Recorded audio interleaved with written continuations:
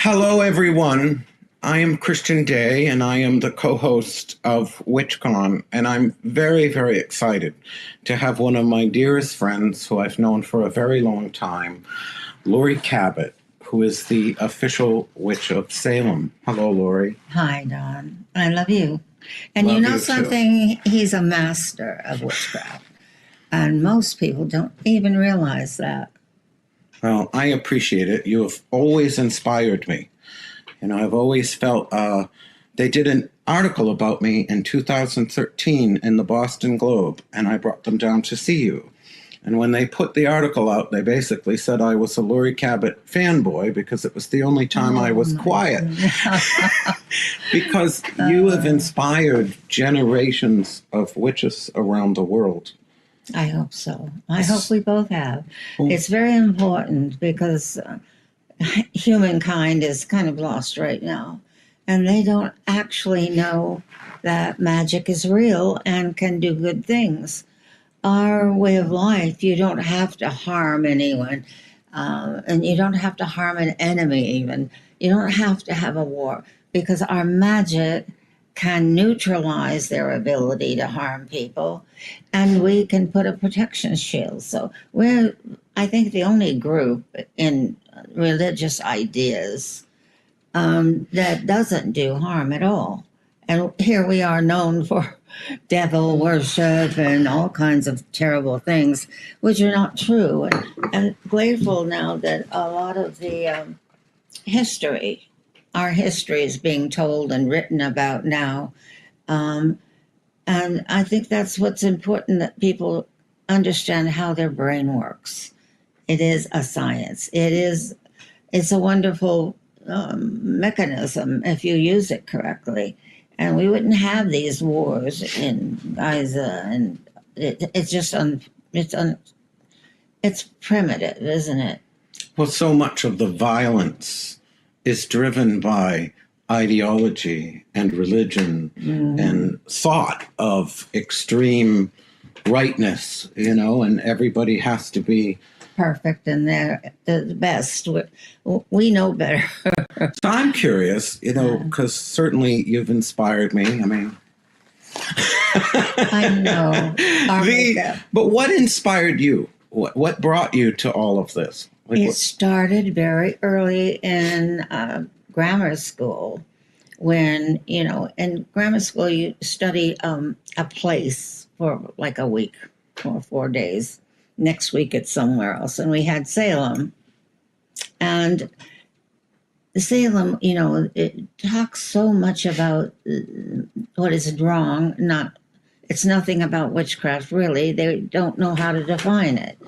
But my mother happened to know a little about it, and I'm still trying to figure out why and how. And she said, well, they're not all bad witches. She says, just like people, there are good people and not good people. And the witches do a lot of healing, and she told me about herbalism, and etc. And so that stuck with me. Then I went through this period of time when all my little friends were Catholics. Okay. And my mother and father didn't push any religion at all towards me. I mean, I knew about Christianity. I knew the stories of Jesus and all that sort of thing. But we didn't really, it wasn't important, really. But I'm here, I'm playing and having fun with all my friends, and most of them were Catholics. And so one little girl said, why don't you come with me to catechism? I don't know, what do they call it? Communion? No, it's where they go and they teach you about religion in the afternoons. Never mind. It might be catechism. I don't know. I made my communion. That was as far as I went. And I was I didn't even 15, do that. And anyway, I decided I wanted to be a nun all of a sudden. And my mother said, we haven't gone far off. Oh,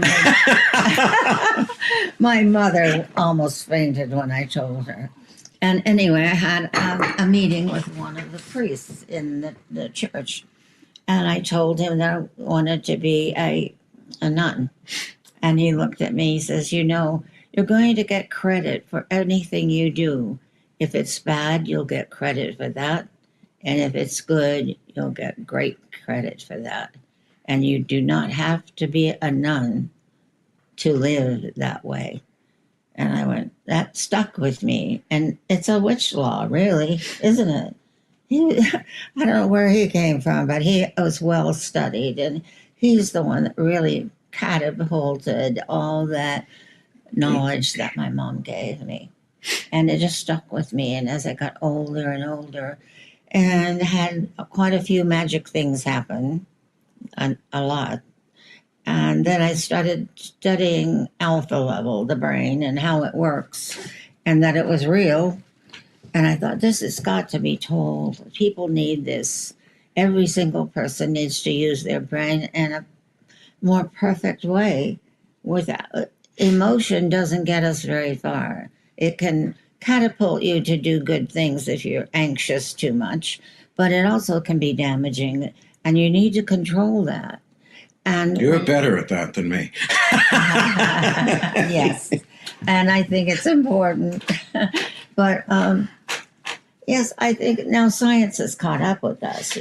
Science says that quantum entanglement says that unseen light can carry information and pictures and everything to a destination, and it can come back. So when we do psychic work, that's what that is. You're learning how to use your mind, not just your brain, and how to send light. Light, we're made of light.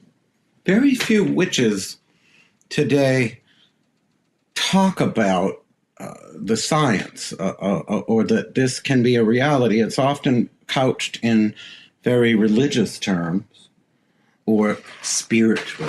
It's all very out there and not to be understood. So you've come at this from such a different direction that was so powerful for me. I took Witchcraft 1 in 1990, and not only did I do really well in those health cases, but everyone in that class did at least 75% accuracy just from all walks of life. And it really was life-changing for me to understand that this was something tangible and real and not just spiritual in some out there way. Yeah. I mean, how did you really come to that? Because it's so different than what you see. I was just interested, first of all, in astrology and the light of the planets. If it has color or not and what it does to us. Why do we do astrology? And that started off. And then I started learning about alpha level and the brain and how that works and how powerful it is just to go into an alpha state. You go into alpha every night when you sleep, but controlling it is a different thing. And I learned that, and I thought, why doesn't everyone know this? It's not being taught. No one's saying this is what you can do. And I've had, like I said, many magical moments in my life. So that brought it more forward. And even knowledge isn't always enough. I mean, we all know if you move more and eat less, you're going to lose weight. And here I am still struggling on. You know what I mean? We all know, sometimes even the knowledge, I've seen people that, when I went forth from your class, even when we drifted apart, I continued to use those techniques. I've never stopped. But then you see these other people, they take Witchcraft 1 or they take psychic development somewhere, and they learn these things and they empower themselves. But then they immediately stop relying on it as a tangible tool. It's almost as though they had an experience and that's it. Yeah. Yeah, it becomes just a one-time thing and not, to me, psychic ability and magic are constant without them, Well, as a for instance, in my family on both sides, no one has lived past 60 or 65. I'm the only one that I know of, and we've done a little research, and they're all were gone quickly. And that's very young, to pass. And I'm 91 and about to turn 92. And I'm so surprised And I have no idea, you know, I have no idea how long I'll be here or what I'm You'll hoping. outlive us all. I don't want to be old and decrepit and People say that at about 60, about 90, and here you are, not decrepit. So I think it's, I'm going to tell a little story because this is kind of funny to me. When you were 85, we were on the phone. okay. And you had just done a back-to-back Witchcraft 1 and 2 class. All right. You know, and they're worth every penny. They're, what are they, 500? Mm-hmm. Worth every penny. And at the time, I think you were having a moment, and you said to me, well, I don't know, I feel like I'm kind of forgotten. And I snickered, and I said, when I'm 85, if I'm still alive, I hope someone comes to visit me at the nursing home to talk to me about things that happened 30 years ago and that I don't have to use the bedpan while they're there. You, on the other hand, and still at 91, selling out these back-to-back witchcraft classes to people from all over the world. Okay. You know, and I send people. There were at least one person in the last one, Irving, that I sent. Yes, And very I nice still name. send people because, you know, if there was one thing that I would want people to know about me, it's the same thing that I'd want people to know about you. You know, they often see us in the media where the media will edit us down and sort of take snippets, and it's all very talking point-esque, you know, and so you're getting a very filtered version. Yes. And so they will think, oh, are these people theatrical? Are they simply there for, you know, whatever? But here's what I know. I know if I come to this house at 2 in the morning and knock on the door, you're at 91. You're going to have the eyes, the face, the hair. This is who you are. Yeah. And, you know, it's so fundamental to your being. How did you come to this place where you knew it had to be all or nothing? I'm not maybe over emotional. I don't know. And I liked the idea of maybe being an actor or a dancer when I was younger. I thought, oh God, that would be so much fun, be on stage. And I think that's partly, I did some work on stage. And I think I learned how to speak to an audience. I learned how to present myself a little bit, very small. I didn't do anything big.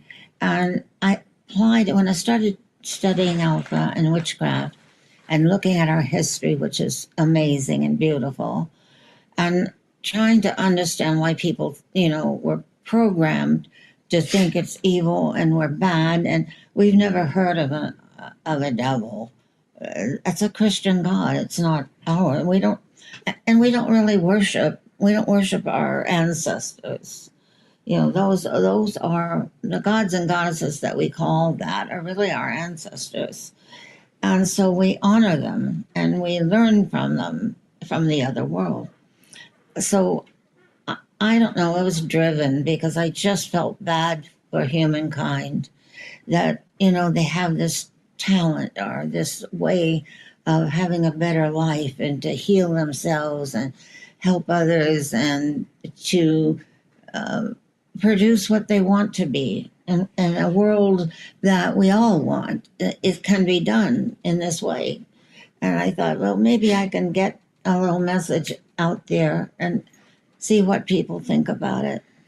Even I own khaki. When I went to Egypt, I bought a whole wardrobe of browns and khakis because I was going to this country I wasn't so sure about. And so I abandoned The black. all of this. You never, like, what motivated you to say, okay, I have to do this. I'm always going to look like this. I'm always going to be this. In a black robe. I know, and the Egyptian makeup, you know, that's part of it. And because I'm 85% British, and everyone that is British to that extent has Egyptian DNA. And somehow that kept coming up even when I was a child. And I started very early trying to outline my eyes, like the Eye of Horus or whatever, or all the, the pictures of Cleopatra and all. So I don't know. I thought I, I thought, well, how are they going to find a witch if you're not dressed in traditional clothing? And this is our tradition. And black, the color black, it takes all colors to create black. So you're absorbing all the rainbow, and that brings information into your body. So it's also a science, it's also something that is traditional. And I thought, well, how are they going to find me how do you find a nun now? They're all in dungarees and sweatshirts. Well, there's a line in the book, God, I forget which one it is, but Terry Pratchett's Weird Sisters about the three witches, and one of them, Granny Weatherwax, says, what's the point of being a witch if nobody can tell? Every October, my friend Byron Ballard, who's presenting at WitchCon here, and wonderful Appalachian witch. Wow. But every October she does this post. I always have mixed feelings about it. I want you to post what you look like as a witch, just you and every day, and what you look, and of course there's dozens of people sharing it and reposting it, and 90% of them, probably most of them, are just looking like normal everyday people. And I always sort of feel, well, a lot of us do look like normal everyday people, but I always want to sort of, when I do it, I try to really put, well, this is my everyday. Yes. I don't own anything in my closet up in Salem that isn't some shade of black. I have a couple purples and reds, but I know it's hard to find your clothes. It is. It's. I can only shop in London, in New York. Yes. Because the fit models of this shirt, for example, this is a 4 extra large. I'm not a 4 extra large, but in this particular brand. So, this is who I am. This is the inner witch. It's not a robe, but it comes out in this palette. Because you're using our tradition that black absorbs the rainbow. And we understand that light carries information. It helps you to be smarter. It helps you to be more psychic if you wear all black. And other colors you wear, red might help you project the energy of Mars. White helps us send energy. So there are magics in other colors. One of the things I've really tried to avoid, and you've inspired this in many ways, and I've researched it also. When you look at tribal healers, magical people, not only in images of ancient cultures, but in tribal cultures today, that magical person looks different. They don't look like everyone else. There is something to be said for shifting. It's like when we do the dumb supper in October in Salem, the silverware is all on the wrong side and dessert is served first because you're screwing with people's minds, trying to shift them into a different consciousness. And so when a nun walks around, they are shifting the consciousness. It's like RuPaul's Drag Race. When you see a drag queen, there's a personality that not only reflects to the people watching them, but having done drag maybe 3 times, I think, it does bring out pieces of your real personality that don't always live at the surface. Yes, absolutely. So you doing this every day keeps you in that. You're never going to devolve. Well, not that you ever would, but no, like, hey, everybody, it just, it keeps it. I live what I teach, and, when I'm cooking, I'm still wearing black robe or black clothing. I always keeps it clean. Long clothing, and I like that.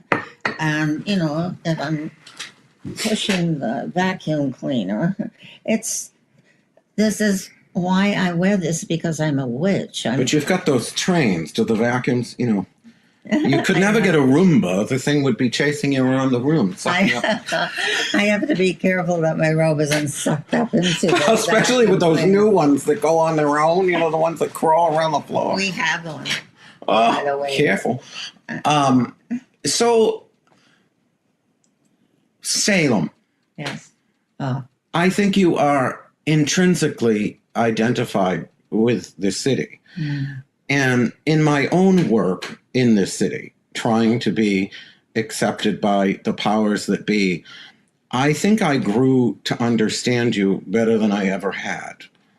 You know, you're one of the only people that I can pick up the phone and call, along with Maxine Sanders and Love Penny. Maxine. And, you know, there's not many people that I can call and say, this is what I go through. And then you can all say, shut up, Christian, and just tune it out, you know. But it's hard because there aren't a lot of people, you know, there are a lot of public witches, but they're public to the pagan or, you know, Wicca sort of witch world.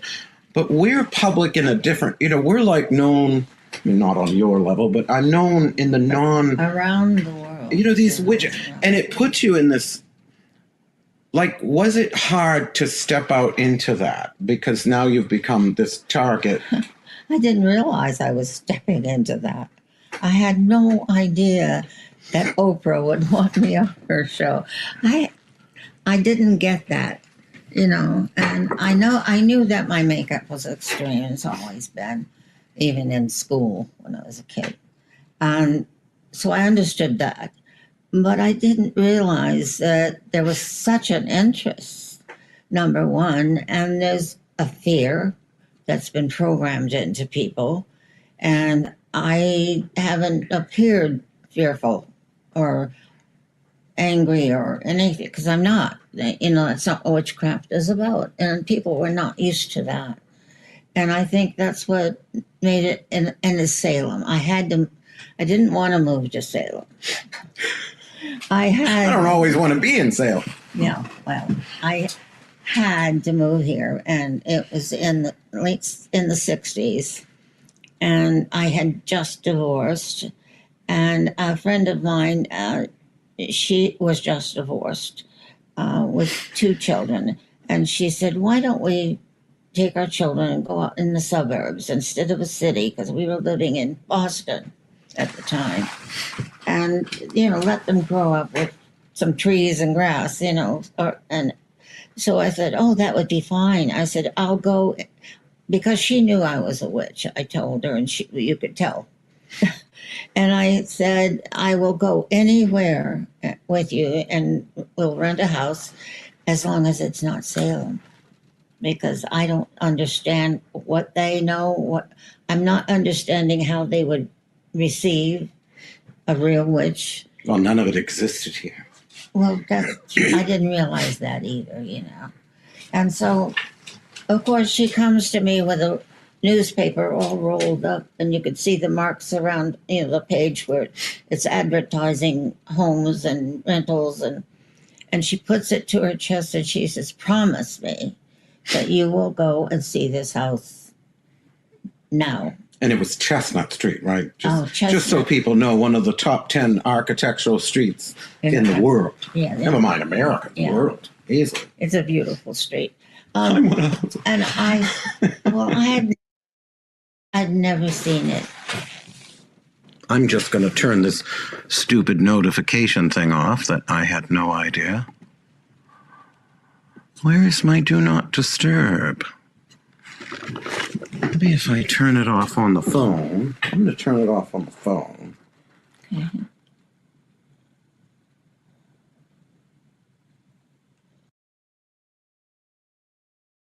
Then, do not disturb. Sorry, everybody. Yeah, it's now do not disturb. Go on. Okay, well, and I thought if I had to move to Salem, I don't want to impose on the people of Salem. I don't know. You know, I did.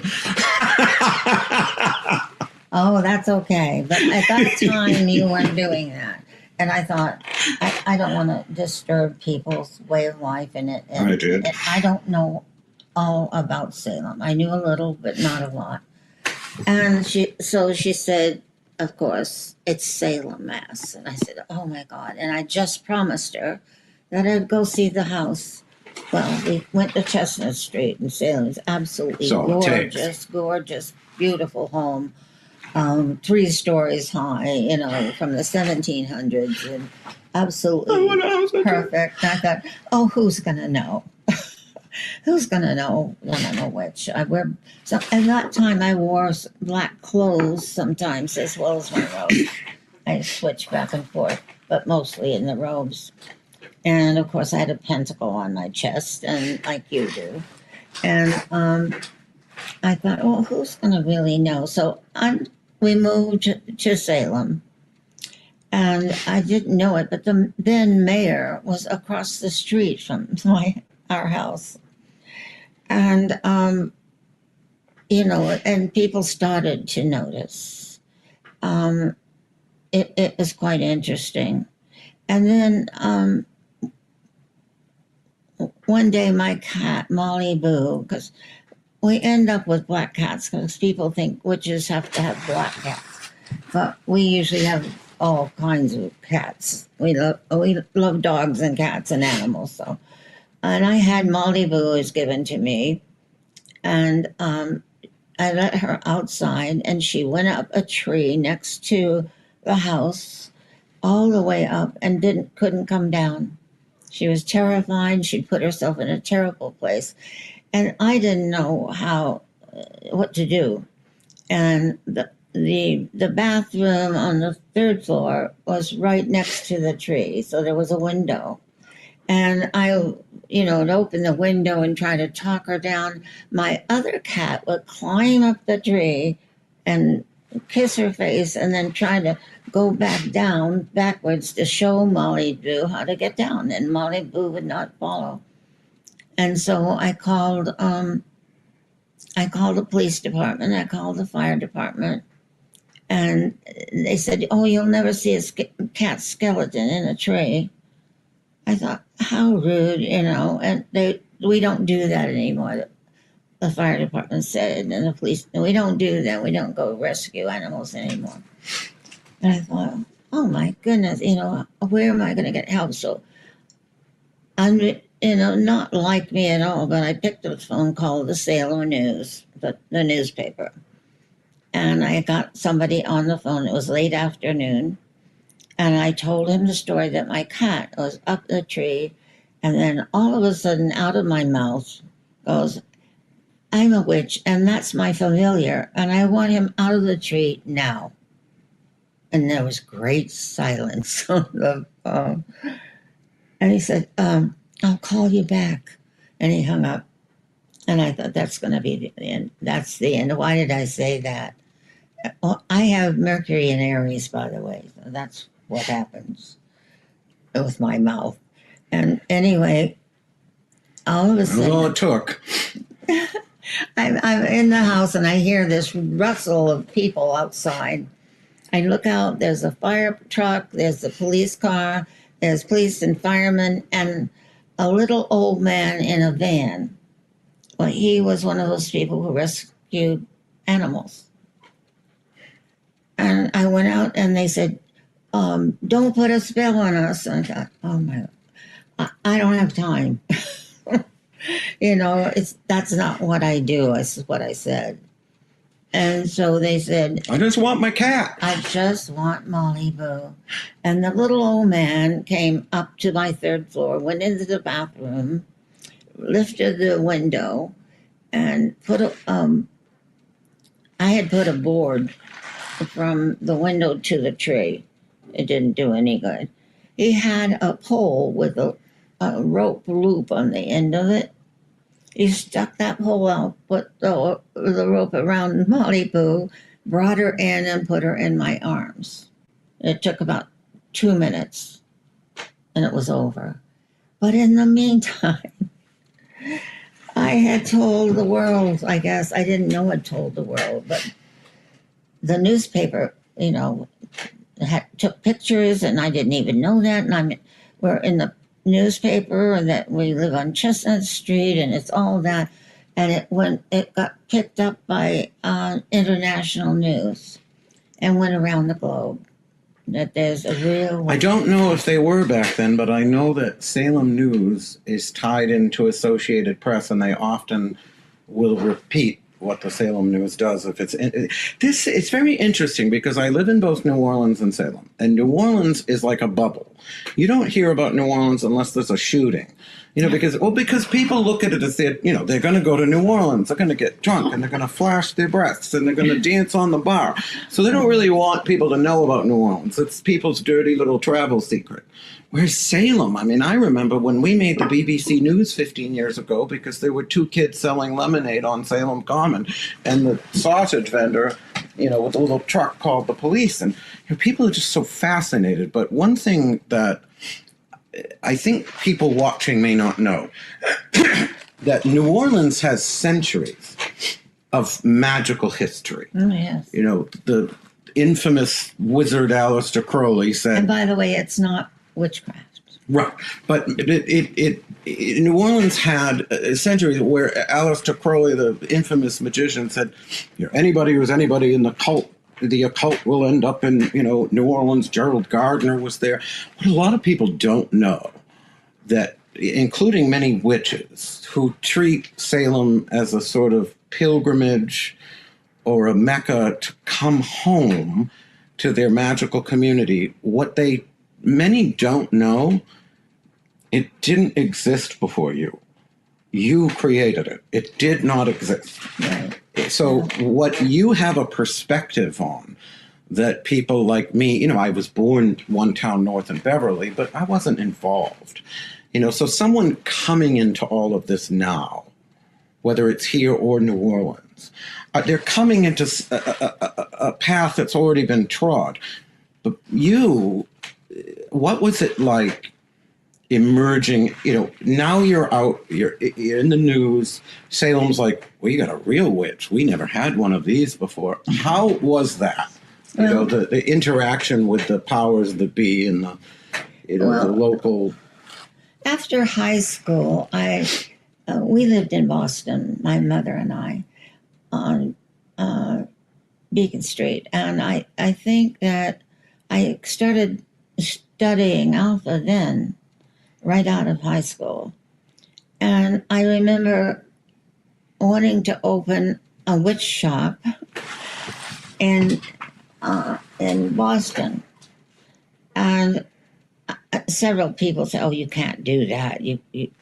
That nobody will put up with that." They don't have one now.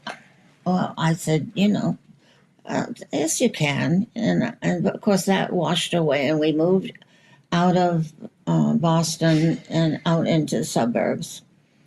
And I still wanted to open a witch shop, and it didn't, just life got in the way. And then when I got to Salem, I thought, that's it. I'm not going to stay here on Chestnut Street. I want a shop now, because people don't know anything about witchcraft here. And they're saying all the wrong things. They don't have the proper definition of a witch, and they tie us with devils and all kinds of voodoo is not witchcraft. Every culture has their own magic, and it has a name, and it's nothing like witchcraft. It's just that it's psychic work of some kind or magic. So I did. I rented a place on Derby Street, and we lived upstairs, and I opened the shop. And of course, you couldn't buy pentacles. There weren't any. And you couldn't get little bags of herbs that say, this is used for Venus and blah, blah, blah. Nothing like that. So I had to create labels and package some herbs and put them on a table. Inspired me. I had a local woman, Elizabeth Comarin, her name was. She used to do sterling silver wire work, and I got her to make pentacles and to sell. And I happen to have a gold pentacle like yours, so not as big, but I have a gold pentacle that you gave me. And at the time I had one. So anyway, I got the shop, and there I kept building up the inventory, because you couldn't get any of these. You couldn't get herbs, you couldn't get potions, you couldn't get symbols. There were no wholesale witch things anywhere, Not that many now. There's more, but there's more. they're not all witch. I always, I Oh, don't, they're not witches. I don't like the word pagan, but I always say pagans don't produce. You know, I often have to go outside of our community for the really high end things because it's, you know, to find somebody that can make a silver chalice or, you know, Right. something like I've that. done that, yeah. You know, you have to go outside of it. You know, something that I studied with you, or about you, that I think a lot of the shops in Salem over the years have gotten wrong. You know, there was one store, I'm not going to name them, but they went out of business, and I remember trying to save her. You know, and I said, put the meanings on all the herbs. And she said, my customers know the meanings of the herbs, and I still have to look most of them up. You know, even you've written books. I mean, I'm sure there's some you might have to look up. And my herbs, I put them in little bottles and label them. But make it accessible. You made it accessible so a regular But person. they all look alike when they dry. They look like pots. But They look you like made it marijuana. accessible. You can't tell them. I learned that from you, that if someone comes into Salem had 1.2 million visitors in October alone. That was up from 800,000 to a million last year, Yeah. October alone. We used to get 133,000 in the whole year. And most of those people that, you know, they did redo this study because they hated the results. But the first study that the tourism office, Destination Salem, that would love that I forgot this number, they did a focus group survey. And, you know, of course, I said, why don't you ask, you know, check all the reasons you chose Salem, you know, and I insisted, you know, add modern witch. And of course, there was another witch on that committee, I won't name, that was very upset that I was commercializing her religion by asking the question. And I'm thinking, well, the Mormons would want to know who's coming to Salt Lake City for the Mormons. That's not an unsightly question. No. But 89% of those people surveyed said they were interested in the modern witch. I remember that. You And did that's that? not I just didn't know witches. That's everybody. People come to this city wanting to understand a witch. And I feel like, you know, I get, you know, as bad as some of the right-wingy religious crazies hate us, sometimes the real extreme lefty atheist types don't like us either. And those are the types that always ask me in the media, why are there so many witches in Salem when there were no witches in 1692? Well, first of all, we don't know. It's probably... No one knows. We don't know. It's unlikely, but who knows what people dabbled in. But here's what we do know. The city of Salem is more associated with the word witch than any place else on earth. Mm-hmm. The witch trials are one of the most important historical events of civil liberties to understand scapegoating. So it's such an important historical story to tell, but every time you tell it, it reinforces negative perceptions of witches. Absolutely. Created in Europe and furthered by the Puritans. So there's no better place for witches to be. Mm-hmm. To say that's not what a witch is. And I tell our staff, you know, I never want people that work with us to think, oh, I'm just a cash register person, because that cash register person is going to talk to somebody that comes into that store, and they're going to be like, then they're going to, like ants taking food back to the nest, they're going to go back to Wichita. And they say, I met this witch, and she worked at Omen, and she was so nice to me, and she helped me make a mojo bag and bless a candle to help me find a new job. And then I found a new job. And now that person in Wichita tells their friends, oh, I met this witch. Right. I never, ever devalue the importance of every representative in this city and the power they have. And it's why I came back. It's why I bought the house. I know. I had to, because, Wonderful. you know, it's like you've been doing this for so long. Over 50 years. And you're still doing it. Yes. And, you know, I don't think I'm, you know, I would dream of having that kind of legacy. I have a very differently. I'm the business guy. Yeah, but you are doing that. But it's, but regardless of whether I could ever fill your shoes, the most important thing to me right now is that this city continue to represent the best of not only witchcraft, but how magic itself can empower the world. Mm-hmm. I often joke, my husband is a high priest of the New Orleans Coven, and he's helping the Salem Coven, and he's very religious and focused Alexandrian, on initiates. So I always like to joke, my husband's the Ayatollah and I'm the Liayakoka, because I am focused on a bigger, wider, I am Alexandrian, but I have this sort of, so many people are coming to this city to learn what magic is, and it can change the world. Yes. And how do we represent that? And that isn't a one-man job or one-woman job. It's a team effort. And so, without getting into a lot of detail, I have certainly seen some representations in this city that worried me. And I said, as Laurie might not be speaking out as much, and the people that are representing this, who's going to fill this vacuum of negativity, where this negativity can come in and associate us with Satanism or that's vampires. it has nothing to do with us, but it seems to drag itself into Salem occasionally. Well, it's like I try to be very, people ask me, well, you have a satanic temple in Salem. How do you feel about it? Well, as a civil libertarian, I support the freedom of every religion. And so I would never say, oh, they can't be here. But it does muddy the waters and make our work harder, because now we've got to come out and say, well, with all respect to these people. We never knew a devil. It doesn't exist. Our ancestors, it's not what happened to the Celts, the no devils at all. And, we have no evil gods and goddesses of any kind from anywhere. And, and first of all, that the word Wicca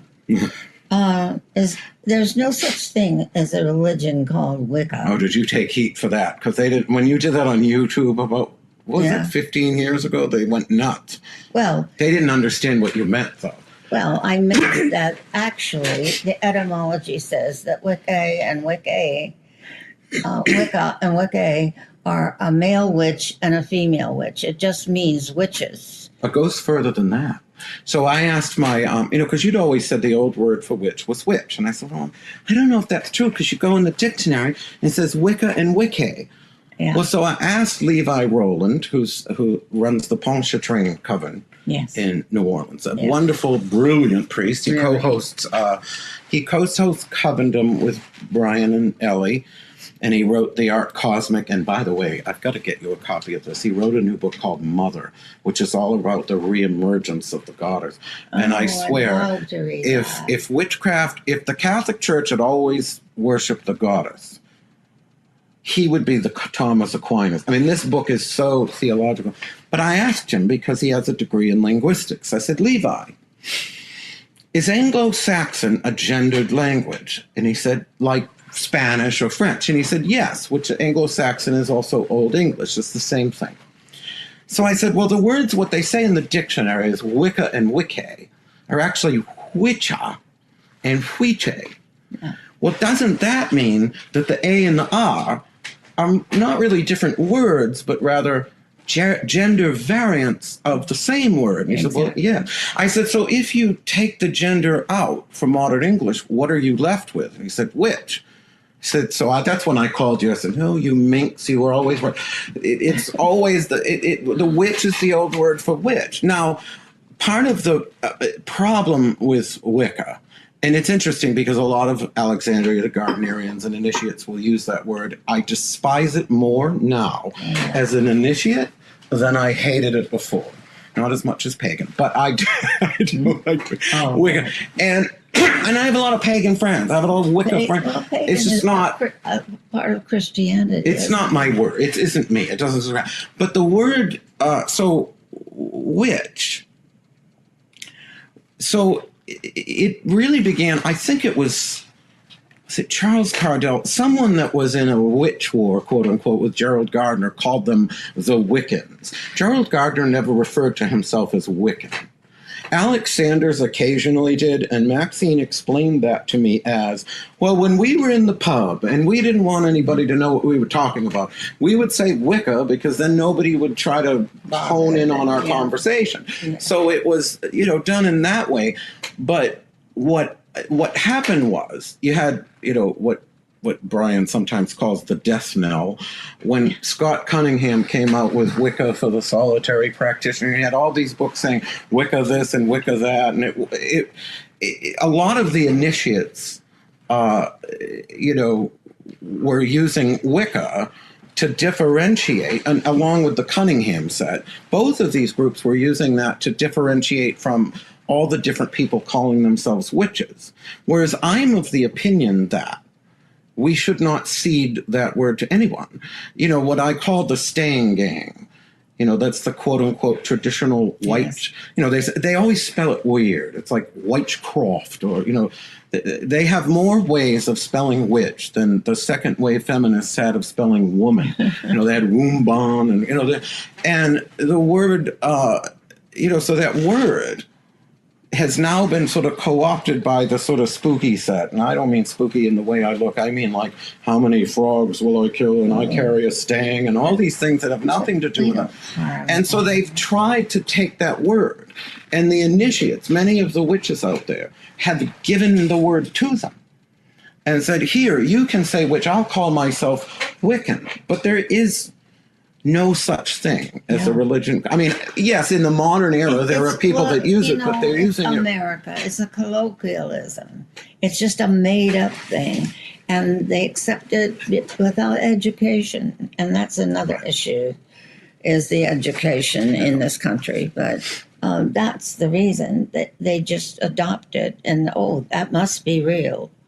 They just hear it once and they say, I'm Wiccan. We've mangled it. One of the things the Americans do that the British witches make fun of us for, and you've never done it, is the whole Lord and Lady. Oh, God. They have that already in England. It's called, you're a Lord or a Lady. Not, now the Americans do, it's interesting. In Raymond Buckland's last interview for The Wild Hunt, which only got 5 comments, so everyone it's a blog, and they were trying to sort of diminish it. And he was talking about the people that took over the Long Island tradition when he got divorced, and there's a Long Island line of Gardnerians. And Buckland said they did more damage to the craft with their changes than all the witch hunters in the Middle Ages combined. Because there is a thing here in America where we have to put our stamp on it, and I think it's good to, like you brought science, and people weren't doing that. It's good to bring a stamp to it if it improves it. Right. If you're bringing something to the table that actually empowers people. One of the things that you're bringing, and this is, given how long you've been at this, you've seen this from 2 very different places, many different places. When you started, you were an empowered woman in a time when feminism was just finding its feet. Yes, absolutely. So how did that make witchcraft different for you than, say, people today that have all their feminism talking points? It doubled the struggle, didn't it? Because women weren't supposed to own businesses. They were still, I remember after my divorce, I had my children, and I wanted to move, and I called a woman about an apartment, and I said, I have 2 little girls, and I'd like this apartment. I'd like to look at it. Where's your husband? I said, I'm divorced. Oh, we can't rent to anyone without a husband. You'd never see that today. But that was in the early 60s. So you weren't just a witch, but you were an empowered woman in a time where, we're still facing this today. The media really does not do enough to highlight, say, how women are treated in Iran or Afghanistan or places. No, it's awful, yeah. And now in America, women have lost the right to choose. And see, and you were at the beginning of all of that. Yeah, my attitude is, you can't tell me, what to do any more than you can tell other people. You can, because I'm a woman. And I've known you 35 years. Trust me, I'm aware. Yes. You are probably the strongest and most determined woman I've ever met. And that I think have to reinvent myself. I've had to do that many times in my life. So, you learn from your mistakes. Sometimes mistakes are a little on the good side because you learn how not to do it to get to your goal. You need another way, and sometimes we don't know how to manipulate our way to our goal, and that's one way of learning, doing what you shouldn't be doing. So I've definitely done that. But yes, my mother taught me all that. She was someone to reckon with as well. She just doesn't. She would never bow down in any way. How do you feel about the shift against women that is emerging? After fighting for feminists, I remember when you were arrested for protesting the Seabrook nuclear power plant in the 80s. You have been, I don't think people realize how on the vanguard of feminist rights you've been since the early 70s. To see that backlash against women emerging. Oh my goodness. Well, women have to do it. Women have to stand up for it. They can't just stay behind their little apron and cook and go after football with their kids. They have to voice it. They have to say, no, this is not going to happen, and change the law. And the law on abortion needs to be changed. It will be. They can. They don't own our body. We don't own men's bodies, and they certainly can't tell me what to do. And the trouble with that is they try to, and then they make laws. Well, you can always go outside the law to do these kind of things. We're witches. We do try to follow the law, but we have to just, but we know the law of give and take, and we are not going to create trouble and wars. Well, weren't we herbalists back in the day when we might be the only people that someone could come to terminate a pregnancy or Absolutely. Witches were in the abbeys and hiding sort of in religion, and they became the doctors, and then men took over what they were doing, and that's why there are so many male doctors, But they're not. We're catching up in that field anyway, Well, I think your approach to science helps. That was something for me because I'm so left brain in many ways, and so I'm very analytical. And so when I can, but that's good. When I can wrap my head around, oh, this makes sense why we can be psychic, and this makes sense why a candle sends light. And I had a Catholic priest in one of my classes, and he was a priest in Boston, one of the big churches. I've had scientists, males who come because they wanted to know what this science was. I've had scientists come. I would say, and someone that has got to deal with the brain, that they are interested in why we are doing this. And we've taught them. Some of them who are counselors and etc. don't know anything about alpha level or the different levels of the electricity in your brain. It's very important to understand that we have electricity in our bodies, and light does change things. And light from a planet, if you're born, that's where astrology comes in. Because if you're born at a specific time when the planets are aiming at you in the sky, you'll get more of that color light into your body because we absorb it every day anyway than any other. So it makes you have tendencies towards the information that comes from that planet. Now, we talk about these things, like you have been tonight, and so much of it for people when they hear this, oh, well, that's a wonderful theory, but you've put so much of this into practical application. And I think my favorite example was in the April 1979 issue of National Geographic. And I'm going to put that on the screen when I do the editing, so they'll be seeing the picture. And where your coven was visited by Nathan Ben from the National Geographic. Tell us about that photo that they got. Well, they wanted, to take pictures of us doing a magic circle, our ritual. It's a cultural. Yeah.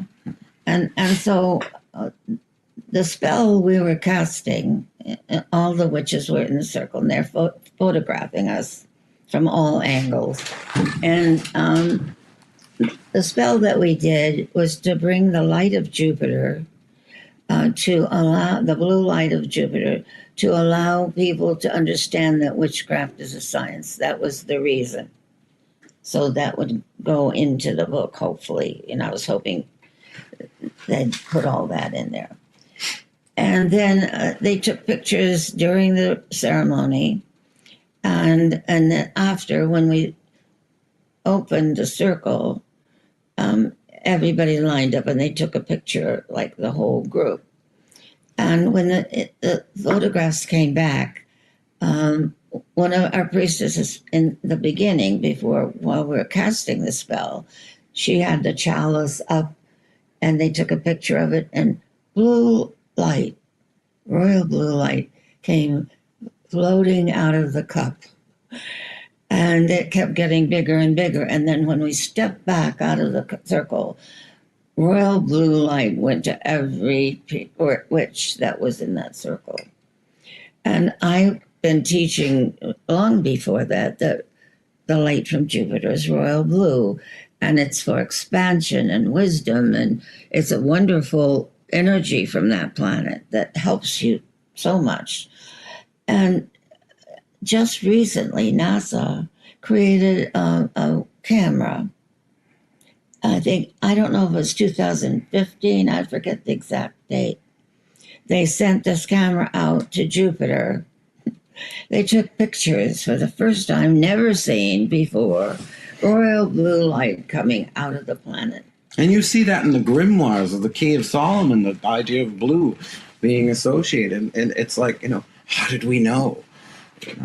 Well, we knew. Demonstrates that psychic ability. Can you imagine? Yeah, and that proves something that we can use for the good. That's for certain. And you said before that they've analyzed that photo, and they to this day haven't been able to figure out any alternative explanation. No, they couldn't figure out how it happened.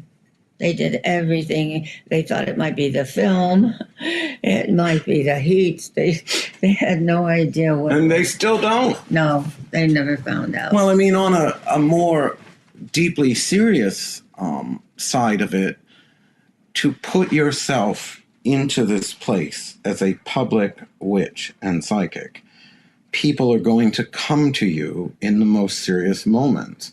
And you were on Unsolved Mysteries, and you used, it's a dark story, but it shows that what we do is important beyond simple. We're not a sideshow, we're not a novelty, we're an important function. Absolutely. And so you helped to locate a woman's remains of a murder victim, Martha Brailsford. Yes. I happen to know her because she's, people in Salem knew her. She was an artist, very nice girl. And, all of a sudden they're looking for her, and they found her body, of course. And didn't you lead them to? Well, they hadn't found her body yet. And they came to me and said, can you tell us what happened? And I told them what happened. And I said, her body is, in the water near Marblehead. And the island near her looks like a cat sleeping or something. And they found her there. Absolutely.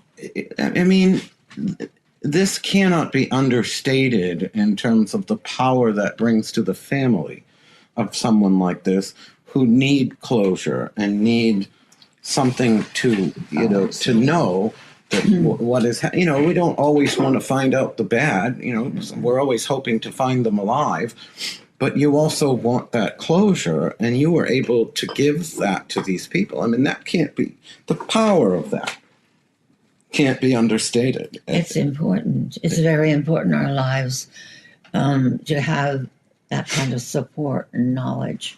And we have it. It's available to every single person. They have to learn how to do this. And they have to want to. I can't teach you. You have to learn. I can tell you how it works. How, I always say that there were 3 pivotal things that made Salem what it is today. And they all happened around the same time, late 60s, early 70s. Okay. You coming to town, the Salem Witch Museum opening, and the show Bewitched filmed a number of episodes. And between those 3 things, it percolated into, we went from being, the history buff comes and learns about the witch trials to everybody and their mother wants to learn about the witch trial. Witches from all over the world coming to understand the magic and spirituality of a community you created. And of course, the whimsical side that things like Bewitched, it's certainly not. It was a fun thing. It's not real, but it's fun, and it's at least it's not negative. There's so many. Pretty good. I mean, the reason you were on Oprah was when the Witches of Eastwick came out. You founded the Witches League for Public Awareness, and you've always been a vocal. I mean, obviously, it's a fun movie, but I see the other side of it. Yeah, it's very damaging to witches. How do we, how do you see that different? Like, is it still, are we still fighting that fight today? Oh, absolutely. That perpetuated the devil thing, in big ways. And we, like I said, our people in our history never had a devil, didn't know what a devil was.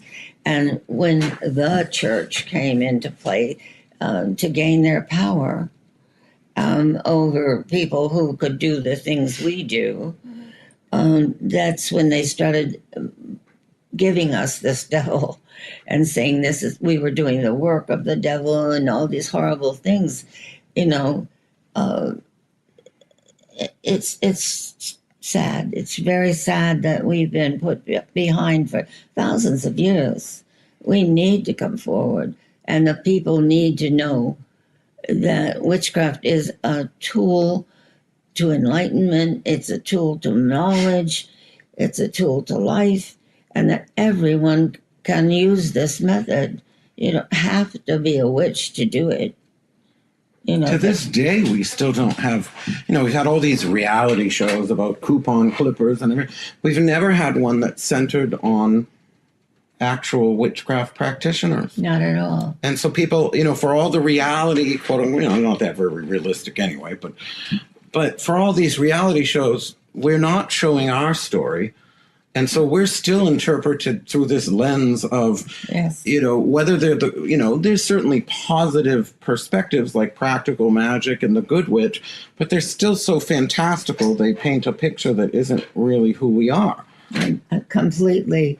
And it's very damaging for people. But I'm happy now, some of the young people who are actually not studying the science, which they really should, they're all over the internet and everything, but they are standing up for it and not backing down and not accepting a devil. Very few witches would even use the word. It has nothing to do with our way of life. Now, I know that neither of us really used the word pagan, but a lot of people have embraced it. And there was an interesting story over the last couple of weeks. A rabbi named Wolpe had published this article about the return of pagans or whatever it was. And he was basically talking about how Trump and the fascist right are reclaiming the ancient ideals of pagans. And he really wasn't thinking of modern witches or pagans. But in the process of this article, he really kind of downed magic, reverence for nature and the world around us in favor of, a higher power of God, and that without this sort of monotheistic God, were lost in the woods. And, and a lot of pagans and witches were insulted by this, even though he wasn't really, he was trying to compare the fascists and the Trumpies and the this and the that to these, ancient pagans. But what those ancient pagans believed often was what we believe, magic and the power to change the world from your own thought. And so someone from Cherry Hill Seminary, a pagan, I guess, tried to reach out to him, and he said, "Oh, I don't want to talk, I wasn't talking about you." And I felt what a lost opportunity that these modern religious leaders still don't want to know who we are. Yeah, it's true. And I've gone to meetings with priests and ministers and things at one time in Salem we did, and they didn't get it. They still didn't get it, and one backed out because they didn't want to be in the room with a witch. But the others were gentle and understanding to a point, but not to a point to really know what we actually are. And we're not a threat. We're the opposite. We're helping the world to gain its power back. And that's what we need. We need healing. Heaven knows everybody I know has something in their DNA that isn't right, and it's making us ill. Not me. No, of course not. I on Halloween night, we do our circle to honor the people who have passed on. And it's really not just for witches. We have people of all stripes that are grieving someone that, want to show up and make a connection. We have it must have been almost 1,500 people. And we had a religious group show up, and they had a giant cross that, could have fallen on someone.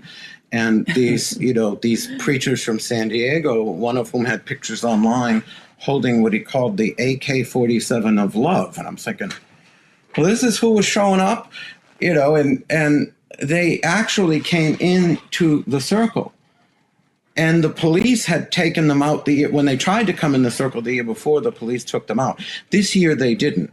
And it wasn't that the police were on their side, but because these religious people tend to sue police if they try to restrict them, they'll claim the Christians are persecuted. Well, so they allowed this group to come into the circle. And then the police surrounded them. So I must have had 36 people come up to me before they left and say, why are the police on their side and not ours? And I spoke to the chief of police and the mayor, and I said, your problem here is this. I said, you don't understand what witches are. And if you understand anything, just understand this. There's inside the circle and there's outside the circle. Don't let people, you don't need to know everything about what witches believe and do, but if you understand the respect of our space. It's like if you went into a church and got up on the pulpit and brought... Right.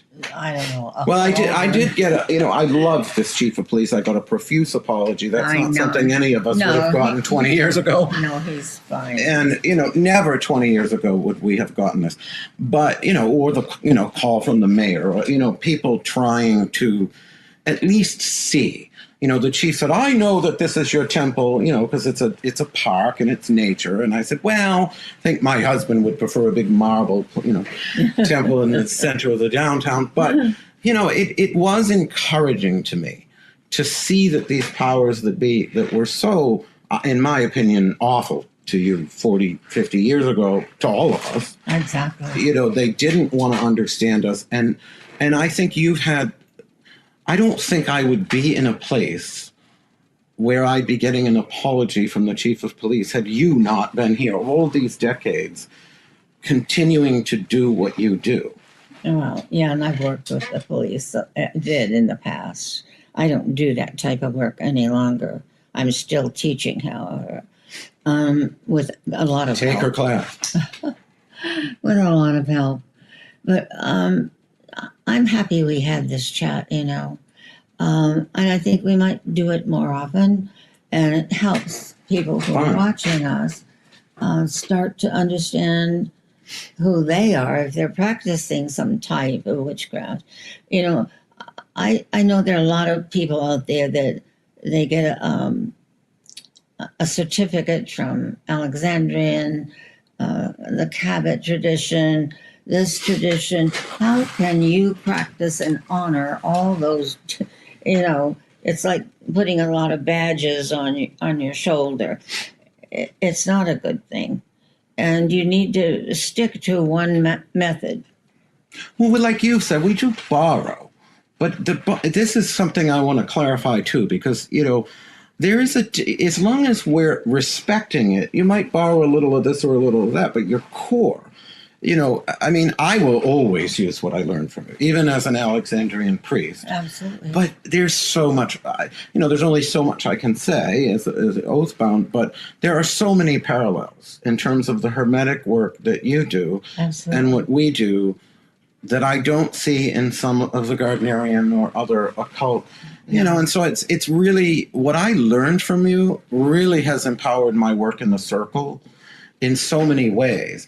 But I couldn't be out there and, I'm a Mason and I'm in 6 different traditions of witchcraft. I'm also Voodoo, Palo Mayombe, and Santeria. And it's like, at what point, just first of all, never mind the dilution of practice, but think about the gods or the spirits. Imagine being Isis.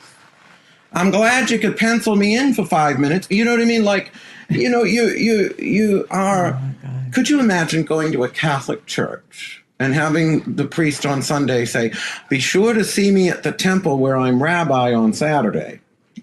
You couldn't imagine that. It would be ludicrous. But it's just as ludicrous. It's one thing to learn different occult and magical techniques that other cultures. You need to know those. I know about Christianity. I know about a lot of these other religions, and they have a right to do what they do. I have no reason to not, I'm not going to do anything against them. It doesn't make sense, but I follow my way, in our way. And our ancestors. But sometimes you find, I don't know. I don't like smudge sticks, for example. I hate the smell of sage. But if I find something that works in a tradition, as long as I'm not exploiting. Well, yeah, as long as you're not breaking the laws of witchcraft. Or exploiting these other people's. Wait. Because I don't really believe in, there's a lot of arguments that you shouldn't culturally appropriate spirituality. Well, I think we've all been scavengers in religion over the decades and the century. We all absorb, the Celts traveled in so many places that they've absorbed many cultural things, but it is done in a way that assimilates it respectfully. Well, you know that witchcraft is Indo-European only. The word witchcraft doesn't apply to Africa, the Eurasia, or really doesn't even apply to Italy if you really think about it. The word is Anglo-Saxon. Exactly. And it doesn't apply. The type of magic that we do is nothing like the Eurasia or voodoo or ceremonial magic. There's similarities in all these, but ours is the only one that is the law that you do not do harm to anyone in any way. And we have the method to do that. We have a method to neutralize harm and enemies and put a shield around us, our home, and our people, our animals. So we don't go to war. So I want to ask you as a final question, if you could see one thing come from the legacy of your work, your life's work as a witch, what would that be? That the science be connected to witchcraft in a way that helps the general public around the world learn how to use their brain and their mind to better the world.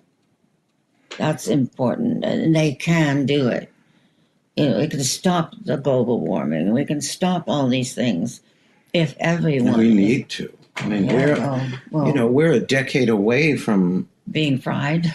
I mean, I don't think we have a choice anymore. But witchcraft teaches us to take part in our creation. Well, we've got a lot to create here. Absolutely. Well, I want to thank you. I want to thank you. This has been fun. I love being with you. And I hope people gain some understanding from what we've had to say. Otherwise I would never do this, unless you are, equal. You know how to speak about it, and you know what it is. And that's what people need to know about you. And they need to know this about witchcraft. It's very important, I think, what we've had to say tonight. Well, I think something we both have in common is that no matter how many naysayers we've had or people that have misunderstood who we are, what we do, why we do it, I remember in Joan Rivers' documentary when they asked her, is Melissa going to be a comedian too?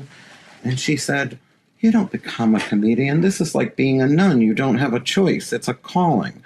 We do what we do, both of us, Yes, because it's a calling. Because there's nothing else. You're 91. This is not just her for this camera. This is Laurie every day, living this truth and this mission every single day. Absolutely. And when people, I think the two questions I get the most on social media: why doesn't my magic work? And the other one is, how do you keep doing what you do in the face of haters if people don't like that? And the answer is the same, because when you know who you are, why you're here, what you are meant to do, and you inspire that, because I sometimes get hurt by it all. I'm not as steel as you, but what keeps me inspired is you, that you never lose sight. This is my mission. This is why I'm here.